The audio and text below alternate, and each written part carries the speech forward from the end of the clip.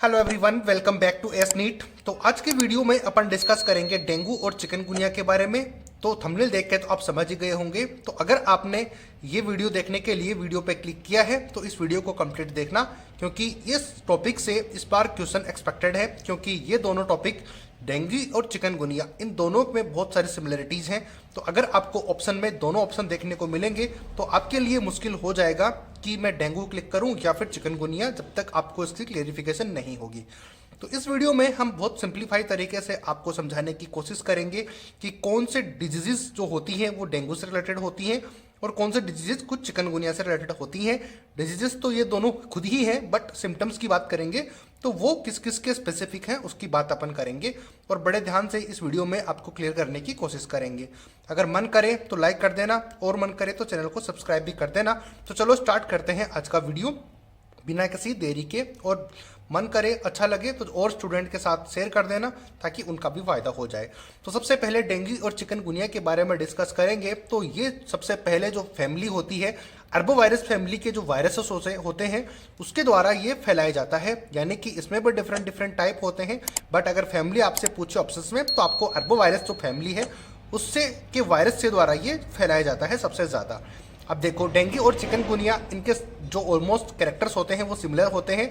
तो बात करते हैं कि ये क्या क्या किस किस तरीके से ये फैल सकते हैं और ये इनकी डिजीजेस में आखिर होता क्या है। यहाँ पे है डेंगू और यहाँ पे है चिकनगुनिया। अब अर्बो वायरस के भी कौन सा वायरस से डेंगू फैलता है, तो डेंगू जो फैलता है वो फ्लेवी राइबो वायरस से, राइबस के द्वारा फैलता है। तो ये आप ध्यान रखना, फ्लेवी वायरस तो टोटल फैमिली है, लेकिन डेंगू के लिए स्पेसिफिक पूछे तो फ्लेवी राइबो वायरस जो कि आरएनए इसमें प्रेजेंट होता है, जेनेटिक मटेरियल।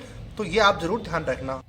तो नीट का ये एक फेवरेट क्वेश्चन बन सकता है कि जो डेंगू होता है उसका जेनेटिक मटेरियल वायरस का कौन सा है, तो वहां पर आरएनए आपको टिक करना है। हालांकि चिकनगुनिया का भी आरएनए ही होता है, लेकिन इसका जो वायरस है वो चिकनगुनिया वायरस है। तो ये तो आपको डेफिनेटली याद रह ही जाएगा। तो डेंगू की बात करें तो फ्लेवी राइबो वायरस होता है और चिकनगुनिया की बात करें तो चिकनगुनिया वायरस होती है। दोनों में जेनेटिक मटेरियल आरएनए होता है। तो ये आप जरूर ध्यान रखना। डेंगू के अंदर प्लेटलेट्स डिक्रीज होती है, ये मोस्ट कैरेक्टर है इसका। तो थोड़ा सा डिफरेंस आपको देखने को मिलेगा इन दोनों के सिम्टम्स में। तो जो कि डेंगू के अंदर है प्लेटलेट्स होती हैं वो कम होती हैं, लेकिन चिकनगुनिया के अंदर ट्विस्टेड बॉडी हो जाती है। अगर डायग्राम अवेलेबल होंगे तो आपको स्क्रीन पे मैं लगा दूंगा सारे डायग्राम्स, जिससे कि आपको याद रखने में आसानी होगी। तो ये कैरेक्टर्स आप जरूर ध्यान रखना कि कौन से में क्या क्या होता है। वेक्टर की बात करें तो आखिर होते कैसे हैं, तो ये आपको पता होगा कि फीमेल एडिज एजिप्टाई, तो ये एक टाइगर मॉस्किटो है, यानी कि ये मच्छर से फैलते हैं और मच्छर भी है वो है फीमेल और वो है एडिज एजिप्टाई। तो मच्छर की बात करेंगे तो मच्छर से कैसे होता है कि जिस मच्छर के अंदर ये वायरसेस प्रेजेंट होंगे, अब ये वायरस कैसे प्रेजेंट होंगे कि मान लो कि कोई पर्सन है ए, उसको अगर ये इन दोनों डिजीजेस में से कोई डिजीज हो रखी है और वो कोई मच्छर उसको काटती है, फीमेल एडिज मच्छर उसको काटती है, तो जो वायरस है वो उस फीमेल के अंदर चला जाएगा। क्योंकि जो मच्छर काटते हैं तो वो ब्लड को ही सोखते हैं, ब्लड को ही खींचते हैं, पीते हैं ब्लड को, ये कह लो। तो जो ब्लड है वो उसके अंदर चला जाएगा। लेकिन जब वो दूसरे व्यक्ति को जो कि हेल्दी है उसको वो बाइट करेंगी तो वहाँ पर वो एडिज मच्छर के द्वारा फैल जाएगा। तो वेक्टर की बात करें तो फीमेल एडिज एजिप्टाई है। वो फीमेल क्यों है, क्योंकि फीमेल को अपने एग्स को या फिर अपने बच्चे जो पैदा होंगे, जो बच्चे पैदा करने के लिए जो अंडे दे जाएंगे उनको खाना खिलाने के लिए उसको ब्लड को लगातार खाना जरूरी होता है, पीना जरूरी होता है। तो मेल मच्छर ऐसा नहीं करते, फीमेल ऐसा करती हैं क्योंकि उनको बच्चों को पालना होता है, जिस वजह से वो मच्छर काटती हैं। तो ये भी आपको पता चल गया कि जो अपन को जो मच्छर काटते हैं वो फीमेल ही काटती हैं।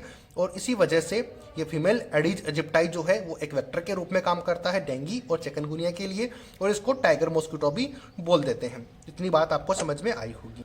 नेक्स्ट बात करते हैं इंक्यूबेशन पीरियड। तो ये भी नाम बहुत बार आपने सुना होगा। तो इंक्यूबेशन पीरियड क्या होता है, ये है कि इन्फेक्शन और जो फर्स्ट सिम्टम, यानी कि जिस दिन मच्छर ने काटा उस दिन तो सिम्टम्स नहीं आएंगे। तो जब तक वो फर्स्ट सिम्टम अपन को देखने को मिलेंगे, सिम्टम्स की बात अपन आगे करेंगे। लेकिन जब से इन्फेक्शन से लेके एकदम से इन्फेक्शन होते ही आपको सिम्टम्स नहीं दिखेंगे, जैसे कि एड्स के अंदर होता है कि बहुत सालों तक लग जाते हैं, तो उनका इंक्यूबेशन पीरियड काफ़ी लंबा होता है। तो यानी कि मच्छर काटने से लेकर जो सिम्टम्स आने तक का टाइम पीरियड जिसके बीच का होता है उसको बोलते हैं इंक्यूबेशन पीरियड। तो इंक्यूबेशन पीरियड डेंगू के लिए होता है 4 से 10 दिन का, लेकिन चिकनगुनिया के लिए 3 से 6 दिन का ये टाइम होता है। तो ये भी एक बेस्ट ऑप्शन आपके लिए हो जाता है कि डेंगू और चिकनगुनिया में डिफरेंस करने के लिए। इंक्यूबेशन पीरियड आ गया। दूसरा आ गया कि आपको कौन से टाइप के डिजीज के अंदर सिम्टम्स देखने को मिलेंगे। जो प्लेटलेट्स डिक्रीज होती थी डेंगू के अंदर, लेकिन चिकनगुनिया के अंदर ट्विस्टेड बॉडी होती थी। तो ये दो टाइप के आपको डिफरेंस देखने को अभी तक मिले हैं।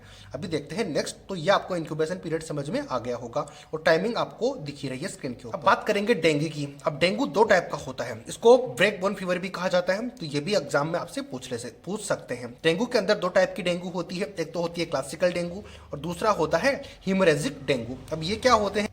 हेमोरेजिक डेंगू कैसे चेंज हो जाएगा, यानी कि क्लासिकल डेंगू और हेमोरेजिक डेंगू में क्या क्या डिफरेंस होंगे वो मैं दिखाता हूँ आपको पूरा, फिर आपको कंप्लीट ये कैरेक्टर्स दिखेंगे तो आपको ज़्यादा समझ में आएगा। यहाँ पर क्लासिकल डेंगू में होता क्या है कि सबसे पहले तो प्लेटलेट्स डिक्रीज होती हैं, इसमें हाई फीवर भी हो सकता है, डिहाइड्रेशन भी होगा और मसल्स पेन भी होगा, बॉडी रेसेस भी हो सकते हैं। डायग्राम स्क्रीन पर आपको दिख जाएंगे, अगर अवेलेबल होंगे तो मैं आपको दिखा दूंगा। सीवियर पेन अराउंड आईज, तो आंखों के पास में बहुत ज़्यादा पेन होता है डेंगू के अंदर। डेंगू भी कौन सा? क्लासिकल डेंगू के अंदर। तो ये सारे सिम्टम्स होते हैं, ये सिम्टम्स आप याद रख सकते हो। अब कौन सा जो डेंगू है वो हेमोरेजिक डेंगू में चेंज हो जाता है। तो जो क्लासिकल डेंगू होता है उसमें ये सिम्टम्स होते हैं, लेकिन इन सिम्टम्स के साथ साथ अगर ब्लड कैपिलरीज है वो फट जाए, अगर इन कैरेक्टर्स के साथ में ब्लड जो वेसल्स होती हैं या फिर ब्लड कैपिलरीज होती हैं वो अगर फट जाए तो उसको बोल देंगे हेमरेजिक डेंगू बोल देंगे। अब जैसे कि देखो, classical dengue plus blood capillaries का फट जाना उसको बोलेंगे हेमरेजिक डेंगू। अब देखो मैंने पूरा यहाँ पर आपके लिए लिखा हुआ है कि क्लासिकल डेंगू के सभी कैरेक्टर्स के साथ अगर ब्लड कैपिलरीज फट जाए तो इसको हेमरेजिक डेंगू बोल दिया जाता है।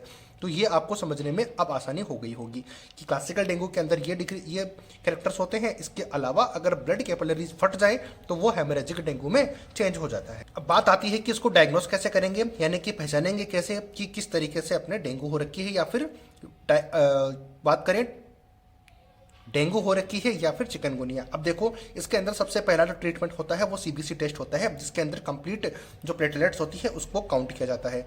दूसरा आता है टोर्निको टेस्ट भी होता है। टोर्निकेट टेस्ट ये भी आप ध्यान रखना।